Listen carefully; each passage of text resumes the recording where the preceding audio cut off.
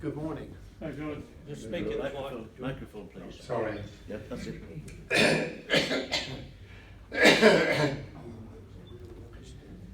I was born just before the Second World War in London. One day my mother took me out in the pram, and when we got home the house had been bombed. We went to live with my brother's wife in their house. It was an old Colson where Midsummer Murders series that you see on the TV now. Bit dangerous. Yeah, and I can remember on the village green that you see there that looks so quiet and peaceful, they had huge anti-aircraft guns on there, and as a boy I used to love seeing them do their drill during the day when the fighting wasn't on, and they practiced loading these huge shells in and then doing an adjustment, and then they'd all jump out and form up a line when they'd gone through the series and they were practicing. One day I was out with Mum, and I saw two flying bombs going over. They used to call them the do bugs. And they were a cheap motor that stopped and started and stopped and started, so they gave off a spluttering sound. And I said, Mum, look at those, aren't they wonderful? And she says, oh, they're fairies going to fairyland. So I always wanted to go up to the hills where they were going to, because I thought that was fairyland.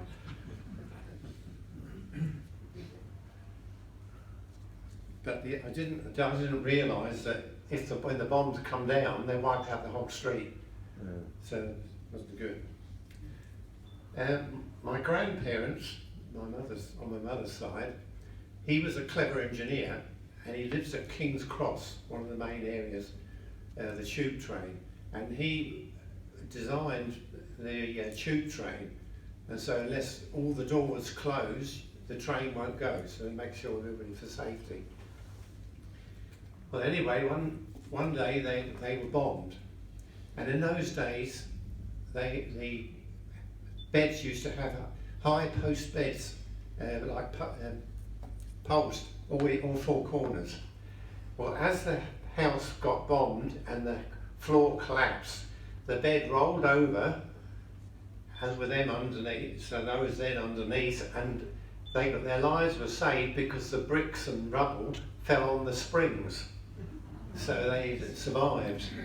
And then when they were dug out, they came round to our house, and Mum said her mum was always laughing. They just stood there when they opened the door and just laughed, because when the chimney breast collapsed, all the soot went everywhere and they were covered in soot. Quite a mess. Where am I up to?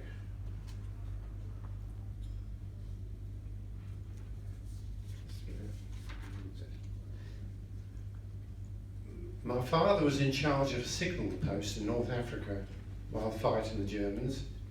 He worked day and night keeping communications going in the stress of it all, and it proved too much for him, so he had a nervous breakdown. He was discharged and came back to England in London, and he was told he couldn't come out of the hospital unless he left London because they were dropping the bombs and it's too much because of all he'd been through. He used to wake up in the night screaming out numbers because he was so traumatised by all he'd been through. So we went to live down in Tor Bay in South Devon, which is like a holiday resort. When Dad had recovered from his ordeal, I used to ask him, what happened in the war? Because I'm very curious. He told me that in the 1930s there was a terrible stock market crash, and there was mass unemployment, and they used to set up soup kitchens to feed the people. So I asked him, well, what was a typical meal that you had? And his father said, well, he'd give him like 2 farthings and send him out to buy a loaf of bread and 2 OXO cubes to make a gravy, and then they sliced the bread up between the family, and that was their meal. So Dad was fed up with being hungry, so he said he was older than he really was, and he went and joined the army. So he'd get 3 meals a day. And then they used to send a lot of the time he spent in India. So people didn't expect another war, so people didn't want money spent on arms. But Hitler decided to put his people to work by building the motorways.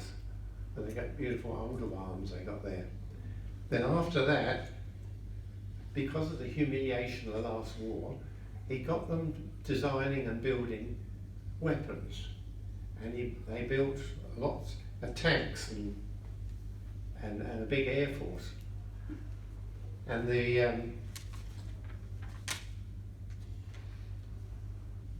when the war started, England had 6-pounder guns on the tanks, and the Germans had 18-pounder guns. So, and they had lots of them. So the English wasn't very prepared for the war. So when the British Expeditionary Force went across, they were in the middle of the line facing the Germans, and the French from the south and the other countries on the north. And the Germans did what they blitzkrieg. They bombed the lines, and then they charged through with these big tanks, and they broke through top and bottom, and they were forming a pincer movement so that they could entrap the forces and cut off their supplies. So one day Dad was told, you've got to march and get to 30 miles to a bridge, because they're going to blow it up to slow the Germans down. So he threw away the equipment he had, because he'd on the signals, and he would march as quick as he could. And after he got over the bridge, he still kept marching, and he said that the blisters mounted up on his feet and they were very painful. And then they would go plop, and then he said it'd be nice and cool, and then the next one would swell up. And so they kept retreating and marching across Europe until they came to Dunkirk. Well, Dunkirk was just a seaside resort. There wasn't a harbour to supply them or to get them off. And Dad saw some fellas coming along with a case, and they said they got some food. So he went with these fellas into this house that the people had vacated, set out nice forks and spoons, and they had a good meal. So when they came out, they noticed that the house they were in, was the only house that was still standing. All the rest were bombed, because they were being continually bombed at that time. So then he made his way down through the sand dunes to the beach. Now, Hitler, he didn't want the generals to get the glory of killing all the forces off, because he was frightened that they would take his place as leader of Germany. So he told them to rest, because they'd been fighting for some time. So then he told the Luftwaffe to bomb them. But when they were on the sand dunes and on the sand, the bombs went down and they sunk deep into the sand and got muffled. Dad said if they'd have been on rock, they'd have been cut to pieces. But they survived. So then the Prime Minister at the time was Sir Winston Churchill. He realised that they were in a pretty bad predicament, because they could all get wiped out. So he ordered everybody to have a day of prayer. So he sent everybody to church, and they had a day of prayer. The next day, the sea went completely calm. It was normally the English Channel is very rough, because it's a narrow part between two oceans, and they get it very rough, particularly that time of the year. Dad said it went so calm that there was no movement. He said you could drop a pebble in and you could watch the ripples run out.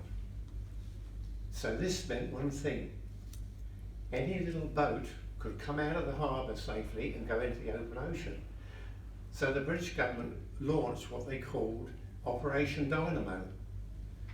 And living down in Devon, I lived next door to a fella who had a ferry, and he used to go across from Torquay to Brixham and back with the tourists. I said, so he said he was there at that time, so I said, well, what happened?